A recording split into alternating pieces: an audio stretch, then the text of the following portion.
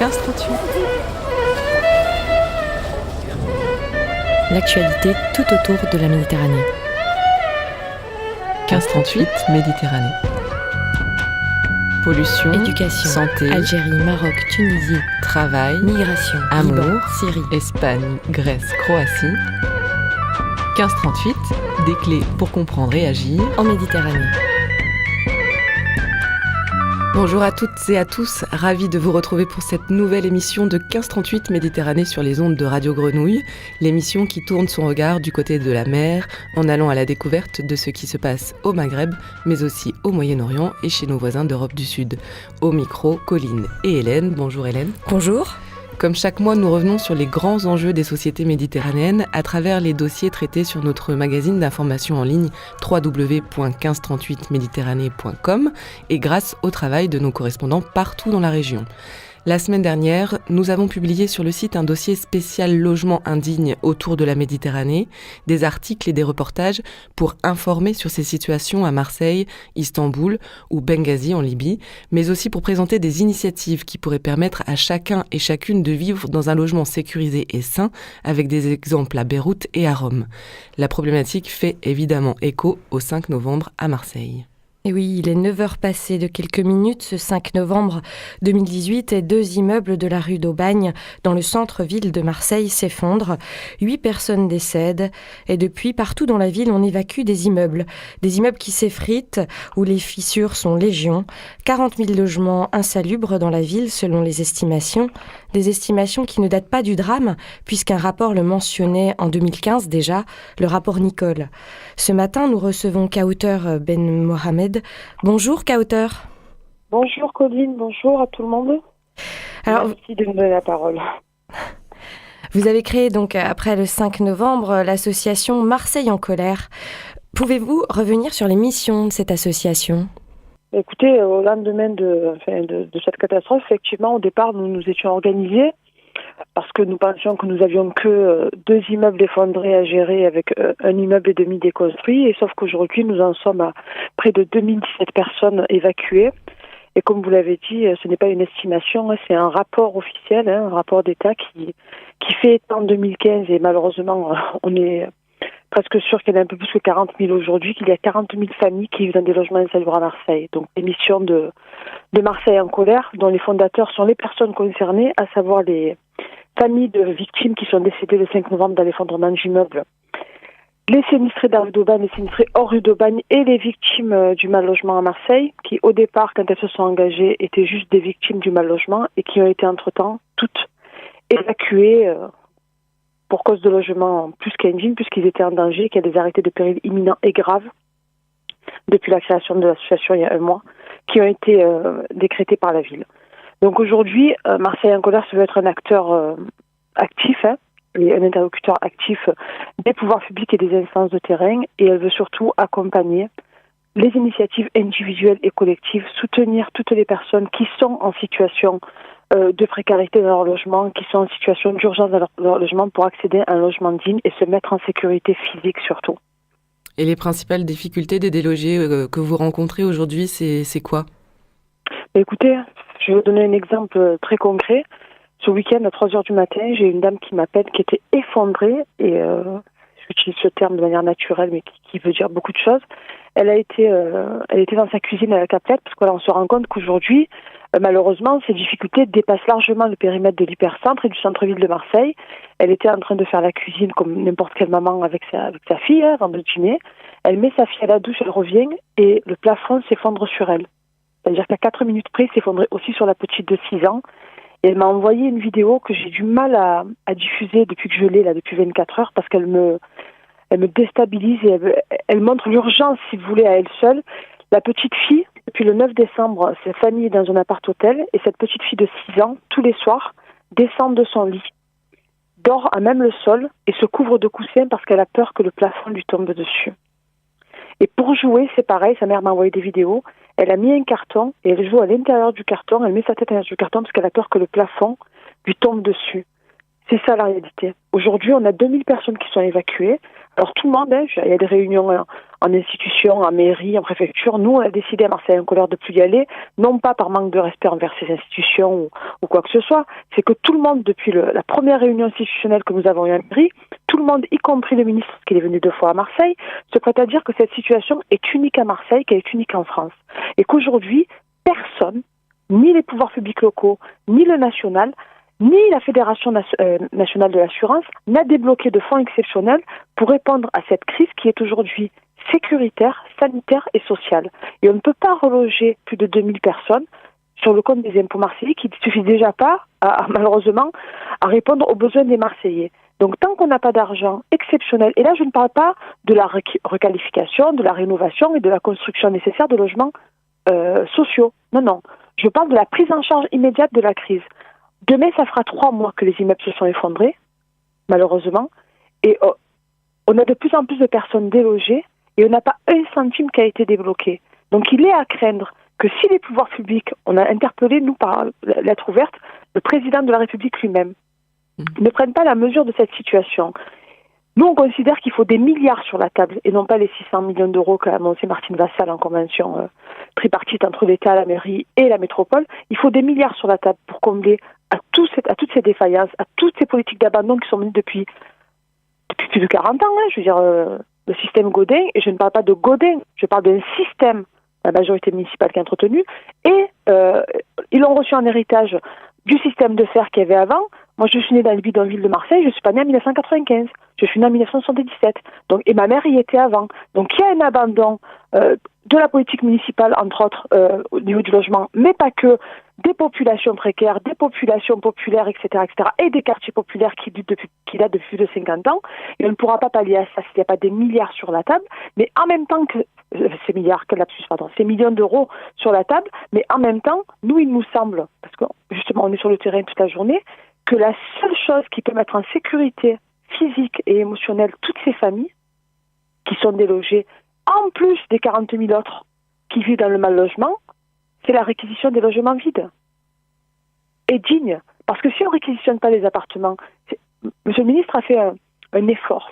Un effort, on l'a félicité, très bien, magnifique. Sauf que comme je l'avais dit quand on l'a rencontré à Marseille, quand il a fait cet effort de négocier 75 appartements qui sont des T1 et des TE sur la rue de la République, on fait comment? On tire à la courte paille sur 2000 personnes, qui est relogé, qui n'est pas relogé. 3 mois après, que le ministre du Logement débloque 75, tout le monde se félicite, c'est magnifique si vous voulez, mais à un moment donné, il faut pas perdre de vue la temporalité et l'urgence. 75 appartements T1, T2 sur la rue de la République 3 mois après, c'est largement insuffisant, comme on le lui a dit. Et justement, voilà. Pour vous aider aussi dans ce qui se prépare à être un long combat, finalement, sur ces questions de mal-logement, vous êtes accompagné par un pool d'avocats, puisque 3 informations judiciaires ont été ouvertes pour déterminer les niveaux de responsabilité, en fait, dans ces histoires. Et on parle, pour les familles de victimes, de 10 ans d'enquête avant un éventuel procès. Vous pouvez nous dire où on en est aujourd'hui, justement, de ces différentes enquêtes ?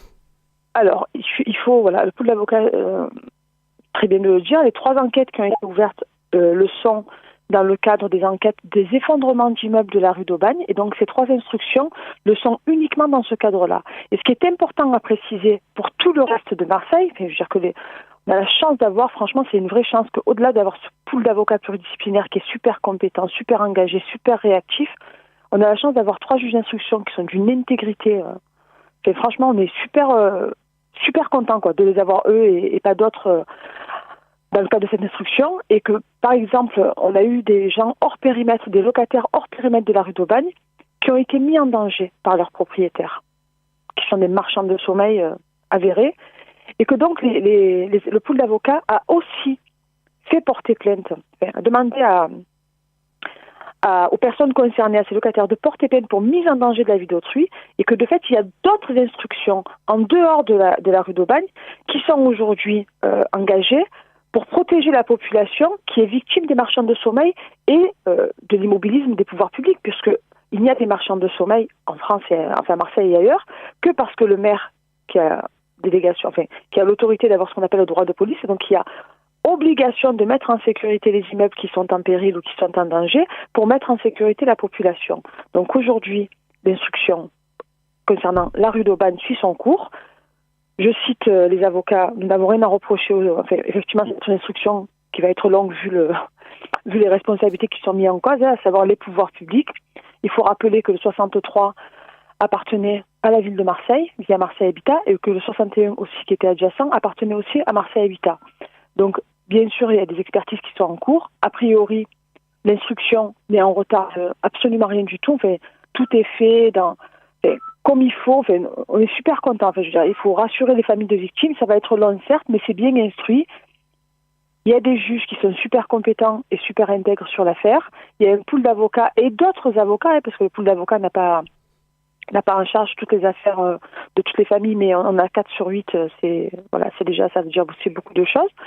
Et les familles vont être entendues très très bientôt par les juges d'instruction. Voilà, ça je vous donne une exclusivité. Les familles de victimes vont être reçues incessamment sous peu par les juges d'instruction dans le cadre de l'enquête pour homicide involontaire sur leur famille qui est décédée. D'accord. Et quand vous parliez de réquisition, on sait qu'en ce moment même a lieu le conseil municipal, le premier de cette année 2019 à Marseille. Est-ce que vous avez l'impression que cette requête est entendue et qu'est-ce qu'il faudrait faire pour que cette réquisition ait lieu? Cette requête est ignorée par les pouvoirs publics, ça a été notre première demande. Alors, monsieur le ministre, moi je cite le ministre parce que quand je cite le ministre, je cite aussi monsieur le maire, monsieur le préfet, madame Vassal, puisque tout le monde se réunit et que c'est lui la plus haute autorité de toutes ces personnes et que c'est lui qu'on a eu comme interlocuteur la fois dernière. Donc il me dit, madame Belmohamed, vous comprenez, la réquisition c'est un processus long. Certes, c'est un processus long dans une situation normale. Sauf que je fais écho de ce qu'ils nous racontent tous, en réunion et ailleurs. Cette situation est exceptionnelle et de fait, écoutez, le gouvernement et d'autres nous ont prouvé qu'ils peuvent agir par ordonnance dans l'urgence. Donc aujourd'hui, quand on a, 2000 personnes dehors, plus de 2000 personnes dehors, c'est quand même le résultat. C'est comme si on avait un séisme à Marseille. Quand j'écoute les situations des personnes qui sont concernées, dans quoi elles vivent, comment elles sont, dans quelle situation d'urgence elles sont, dans quelle situation de mal-être psychologique elles sont, c'est comme si on avait eu, et physiquement, on a eu 2 immeubles par terre, ce qui en général est soit le résultat d'un séisme, soit le résultat d'une bombe qui a explosé sur les immeubles. Donc aujourd'hui, personne ne prend la mesure et on demande des réquisitions exceptionnelles maintenant. Et comme je l'ai dit, et je le dis à grande antenne aujourd'hui parce qu'il y en a marre de se cacher, j'ai été contactée, moi, début décembre, par des familles, de la rue d'Aubagne d'ailleurs, qui ont été évacuées, d'accord, et qui ne souhaitaient pas passer les fêtes de Noël. Des fêtes de Noël dans les chambres d'hôtel, tout simplement. Et ces familles, parce qu'elles entendent le mot réquisition, mais elles ne savent pas ce qu'il y a derrière. Donc ces familles ont voulu réquisitionner elles-mêmes, parce qu'elles m'ont présenté ça comme ça. Elles ont voulu casser les appartements et rentrer dedans. Donc je les ai arrêtées. J'en ai arrêté un certain nombre depuis le 7 décembre, la date à laquelle ces familles m'ont contacté, sauf qu'on ne va pas pouvoir arrêter 2000 et quelques personnes qui veulent se mettre en sécurité. Donc moi, j'en appelle à la responsabilité des pouvoirs publics et des décideurs, c'est-à-dire que nous, associations de terrain, nous, personnes identifiées qui sommes sollicitées par les personnes qui sont concernées par ce drame, on les empêche de casser des appartements et d'y rentrer. Mais on ne va pas pouvoir les empêcher vitam aeternam. Donc je demande au pouvoir public de prendre la responsabilité et d'agir de manière exceptionnelle face à une situation exceptionnelle qui est catastrophique et qui plonge la ville, une partie de la ville dans une situation d'urgence et de précarité absolue. De prendre leur responsabilité avant que les personnes concernées n'ouvrent des maisons elles-mêmes et ne se mettent encore plus en situation de fragilité, qu'elles cassent peut-être des maisons de particuliers. Ça peut aller très loin cette histoire. Donc je demande à toutes les personnes qui ont le pouvoir de réquisitionner d'ouvrir les appartements, de mettre ces personnes en situation de sécurité avec leurs enfants, qui ne dorment plus à même le sol à se couvrir avec des coussins, que ces mamans puissent dormir la nuit parce il y a un enfant qui a fait une tentative de suicide, un adolescent, puisque ça fait 3 mois qu'il vit dans un hôtel et que sa maman lui lave les vêtements tous les soirs dans l'évier et que ses copains, c'est cruel les enfants, ses copains se moquent de lui parce qu'il a toujours les mêmes vêtements au lycée. Le petit, il a fait une TS et il veut plus aller à l'école. Voilà où est-ce qu'on en est. Voilà ce qu'on entend tous les jours. Voilà la détresse dans laquelle sont plongées toutes ces familles, ces personnes âgées. La semaine dernière, j'ai une dame de 82 ans qui est venue, qui s'est effondrée dans le local de Marseille en colère. Elle pleurait, mais je veux juste un appartement. Elle s'alimente que le midi. J'ai une dame qui est enceinte, qui a été délogée, qu'ils ont mis dans un hôtel dans les quartiers nord. Elle a 2 enfants scolarisés à la Jolette, elle est enceinte à terme. Elle a accouché en urgence il y a 10 jours. Ils lui ont déclenché via une césarienne. Le petit s'est étouffé dans son ventre, il a failli mourir. Et tout ça est dû au stress lié à cette situation. Voilà dans quelle situation on est quotidiennement. C'est pour ça que la colère reste intacte et au contraire qu'elle grandit. Et c'est pour ça qu'on ne lâchera pas ces personnes. Et c'est pour ça qu'on est quand même abasourdis, tous acteurs de terrain là. D'être encore dans une situation d'urgence, d'être encore à gérer une situation d'urgence 3 mois après le début du drame. Il n'y a aucune réaction qui est à la hauteur de cette situation catastrophique. Aucun pouvoir public qui a pris la mesure de cette situation, aucun pouvoir public qui a réagi comme il aurait dû réagir, chacun par rapport à ses compétences. On entend votre colère aujourd'hui et on trouve important de relayer cette parole justement. On continuera de le faire au fil des semaines et des mois s'il faut. Et on reconnaît effectivement le travail des acteurs de terrain. C'est aussi pour ça qu'on voulait vous entendre directement ce matin. En tout cas, merci Kauter Ben Mohamed d'avoir répondu présente pour cette interview. Et bien sûr, ce sujet restera ouvert sur 1538 Méditerranée tant qu'il le faudra. Merci beaucoup. On vous remercie parce que le relais est important et comme vous l'avez précisé, ça va malheureusement durer des mois, voire des années. Et il faut que les pouvoirs publics et que les citoyens marseillais entendent, et même au-delà de Marseille, que sur ces 2017 délogés aujourd'hui, il y en aura un dernier. Et qu'on sera mobilisés avec la même force et la même détermination jusqu'au relogement digne de ce dernier. On ne laissera personne au bord de la route. Soyez-en assurés. Merci Kauter. Merci. Bonne journée. Merci. Au revoir. 1538, des clés pour comprendre et agir. 1538méditerranée.com. Dans notre séquence en direct 2, nous restons sur la problématique du logement précaire et nous tournons nos regards vers la Libye avec Marilyn Dumas. Bonjour. Bonjour.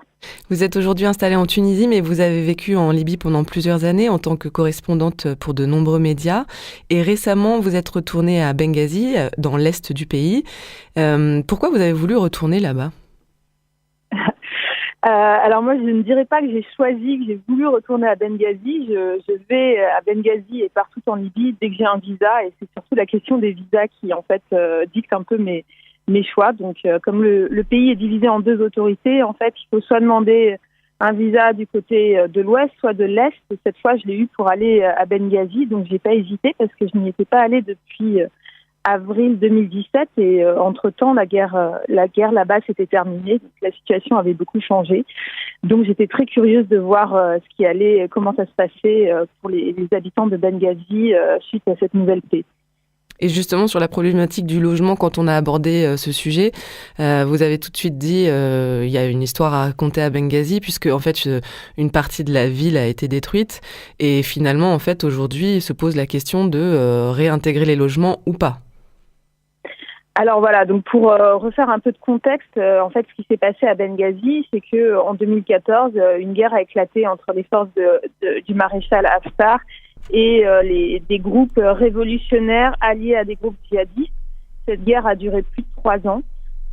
Donc, comme je vous le disais, la dernière fois j'y suis allée, c'était pendant la guerre. La guerre avait lieu en plein centre-ville de Benghazi, alors qu'à l'extérieur, dans les périphéries, la vie reprenait déjà en avril 2017.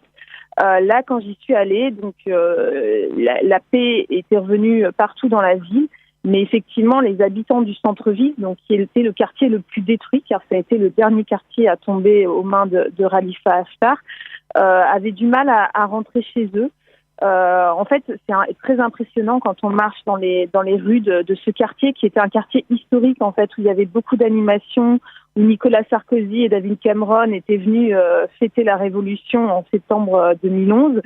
Ce quartier est mort, en fait. Il n'y a que des ruines, des bâtiments qui sont dentelés par les tirs et les bombes. Et malgré tout, les habitants, en fait, essayent de revenir chez eux parce que c'est très important pour tout Libyen, en fait, de vivre là où sa famille a toujours vécu, là où il est né. Et puis aussi pour des questions économiques, parce que la situation économique s'est beaucoup dégradée en Libye. Et donc les Libyens ne peuvent plus se permettre, en fait, de louer un appartement à l'extérieur de leur quartier. Donc ils essayent de rentrer chez eux, dans leur propriété, Sauf qu'en fait, c'est des bâtiments qui sont complètement détruits et ces habitants sont un petit peu abandonnés par l'État puisque l'État est très faible.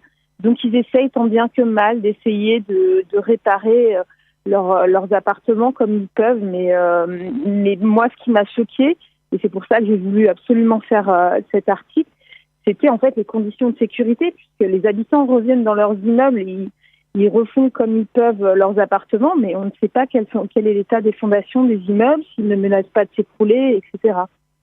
Effectivement, et d'ailleurs vous parliez de l'impression qu'on a quand on arrive dans ce centre-ville, et c'est vrai que dans les images que vous nous avez transmises et qui sont dans l'article sur le site internet, c'est assez frappant de voir cette ville désertifiée en fait finalement.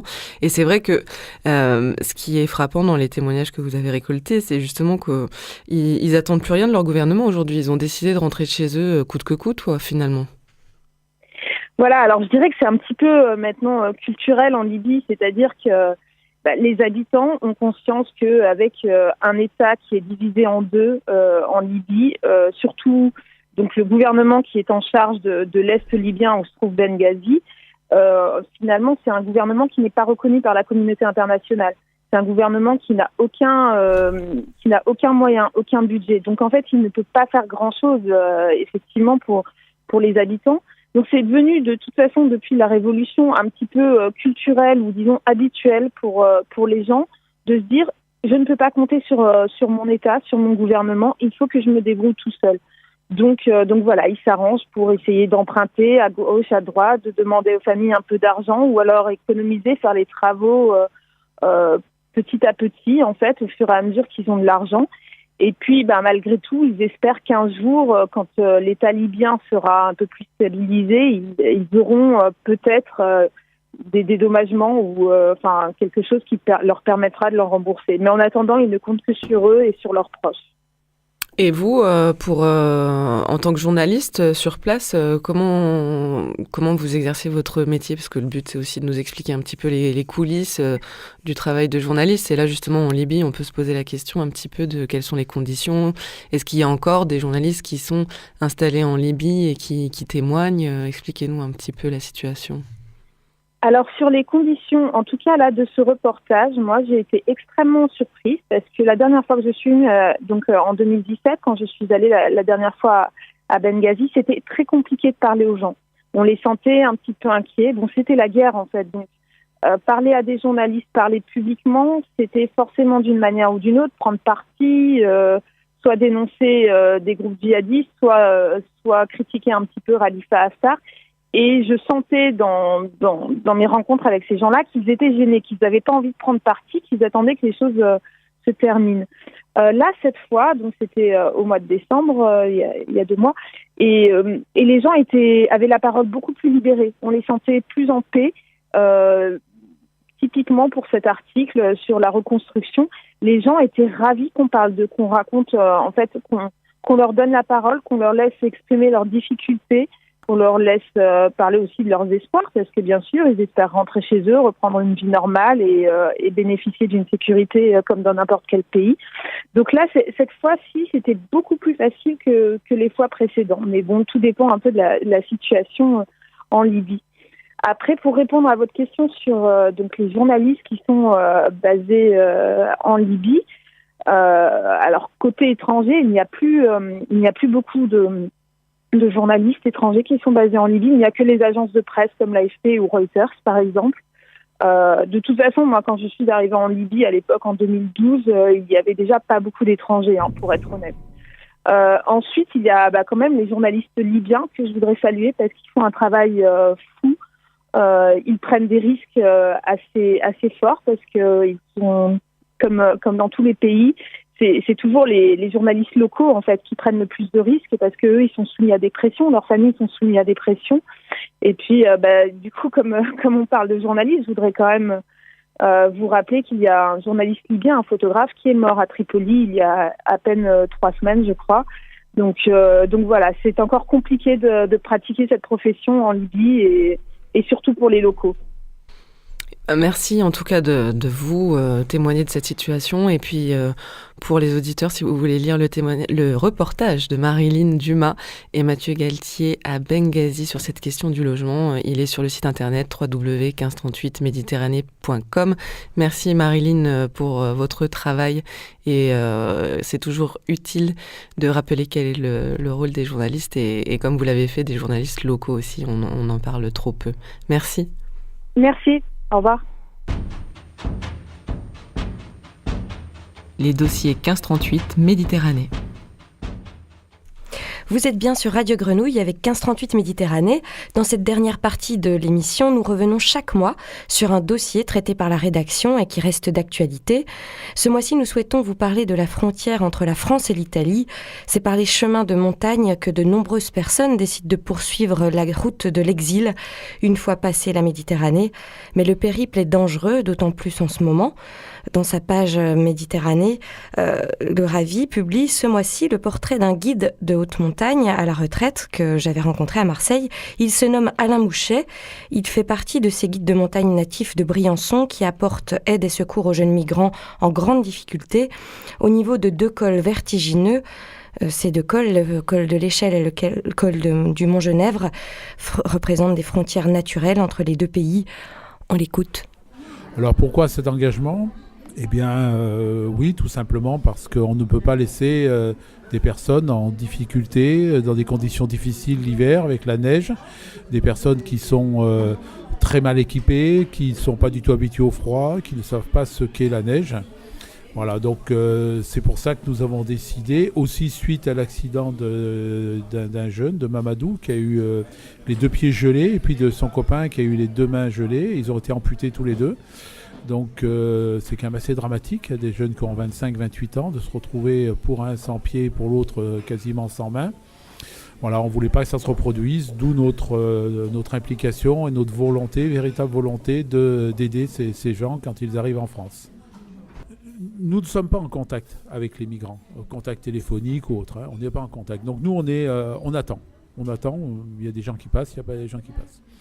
Bon, la dernière fois je suis allé en Maraude, je suis allé avec ma femme, et on a rencontré 4 personnes, dont un que j'ai ramené à l'hôpital aux urgences, qui avait 2 doigts de la main gauche en partie, enfin la première phalange qui commençait à être gelée, et les 2 pouces des pieds qui commençaient à être gelés. Bon, c'était pas des gelures très graves, mais on ne les aurait pas récupérés, ils avaient encore une vingtaine de kilomètres à faire. Je pense que ce garçon aurait vraiment eu des lésions très très sérieuses. Voilà, donc qu'est-ce qu'on fait ? En général, la première chose qu'ils nous demandent, c'est à boire. Ils sont extrêmement déshydratés parce qu'ils ne pensent pas qu'on puisse avoir soif avec autant de neige autour de soi. Donc on a un problème de déshydratation, on a des problèmes de gelure et puis on a des problèmes de mauvais vêtements. En général, ils n'ont pas de gants, ils ont 3, 4, 5 couches de vêtements mais qui n'ont aucune efficacité thermique. Donc on essaie de leur apporter des vêtements, un peu de nourriture à boire, voilà, pour les retaper. Et ensuite de là, on les conduit jusqu'à Briançon où ils sont accueillis au refuge solidaire, qui va d'abord les laisser se reposer et puis leur donner un petit peu des indications sur leurs droits. S'ils ont besoin de rencontrer un médecin. Donc on organise une solidarité d'accueil pour ces migrants donc sur Briançon. Mais il faut bien dire que certains sont partis depuis 3 ou 4 ans et que le passage à Briançon, c'est 2-3 jours, pas plus. Donc c'est vraiment un tout petit morceau de leur voyage. C'est spectaculaire à cause du passage de ce col. Mais ce qui est très important, c'est tout ce qui s'est passé avant. Le départ de leur pays d'origine, tous les problèmes qu'ils ont rencontrés en traversant différents pays difficiles. Et après, le problème, c'est après, qu'est-ce qu'ils vont devenir ? Est-ce qu'ils vont avoir droit à l'asile ou pas ? Voilà. Comme ils viennent de pays qui ne sont pas en guerre, il est dit que ce sont des migrants économiques, mais migrants économiques, ça ne veut rien dire, parce que la variété de leur situation individuelle est telle qu'on peut avoir rencontré des gens qui, s'ils retournent chez eux, c'est la catastrophe pour eux. Voilà, donc il y a une longue réflexion à avoir sur ce que sont ces migrants économiques et est-ce qu'ils sont réellement des migrants économiques ou des migrants de la misère. Et là, il y a à réfléchir et notre pays a à réfléchir là-dessus et à ne pas renvoyer systématiquement les gens qui ne viennent pas de zones de conflit. Là, par exemple, c'était de quel pays quand vous parlez de ces personnes qui fuient plutôt pour des raisons économiques ? Alors, disons que la majorité des gens qui sont arrivés cette année, ce sont des Guinéens. On est à 53-54% de Guinéens. On a après le deuxième, c'est la Côte d'Ivoire, avec une quinzaine de pourcents. Alors la Côte d'Ivoire, il faut savoir qu'au nord de la Côte d'Ivoire, il y a quand même des problèmes de conflits ethniques qui sont quand même assez sérieux. Ensuite, on va avoir le Mali. Bon, le Mali, c'est pas la peine de faire un dessin. Le Sénégal, le Cameroun. Puis après, je crois qu'on a 36 pays d'origine. Bon, certains pays, on n'a qu'une personne. On a quand même beaucoup de gens qui sont ce qu'on pourrait appeler des migrations naturelles et normales. Chaque situation est différente de toute façon. Et la Guinée, pourquoi ils ont fui, ils ont pris la décision de fuir leur pays ? C'est parce qu'ils n'ont aucun avenir dans leur pays. Ils ne voient pas d'avenir dans leur pays. La Guinée est un pays qui ne devrait pas être dans l'état où il est. Bon, c'est le premier exportateur mondial de bauxite. C'est un pays qui, sur la côte, a quand même des possibilités d'agriculture qui sont très fortes. Et on a toute la région du nord de la Guinée, la région montagneuse. Enfin, moi, j'ai l'impression que c'est un peu laissé à l'abandon par l'État. Je pars là maintenant au Sénégal, j'espère rencontrer des officiels guinéens pour essayer de comprendre ce qui se passe, quoi. Mais bon, on le sait à peu près quand même. Donc vous pouvez retrouver en tout cas toutes les actions menées par ces défenseurs des droits de l'homme de Briançon sur leur site, le site de l'association Tous Migrants, qui rappelle aussi que des personnes aujourd'hui qui portent secours aux migrants sur cette frontière se font arrêter, questionner par la police française. Et si le sujet vous intéresse, vous pouvez aussi retrouver l'intégralité de cet entretien avec Alain Mouchet sur le site www.1538méditerranée.com. Vous pouvez aussi soutenir notre aventure en vous procurant le MOOC de 1538, une année en Méditerranée, puisque l'information a un coût, celui de la rémunération des journalistes qui travaillent au quotidien pour préparer ces reportages, ces portraits et ces interviews. Toutes les infos sur notre rubrique « Soutenez notre indépendance ». C'est la fin de cette émission méditerranéenne, un partenariat entre Radio Grenouille et 1538 Méditerranée. On vous donne rendez-vous le mois prochain.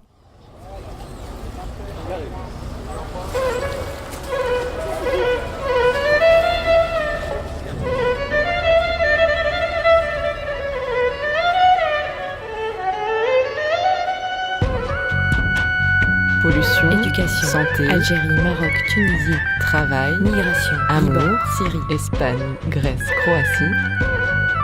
1538, des clés pour comprendre et agir en Méditerranée. Rendez-vous sur 1538méditerranée.com. 1538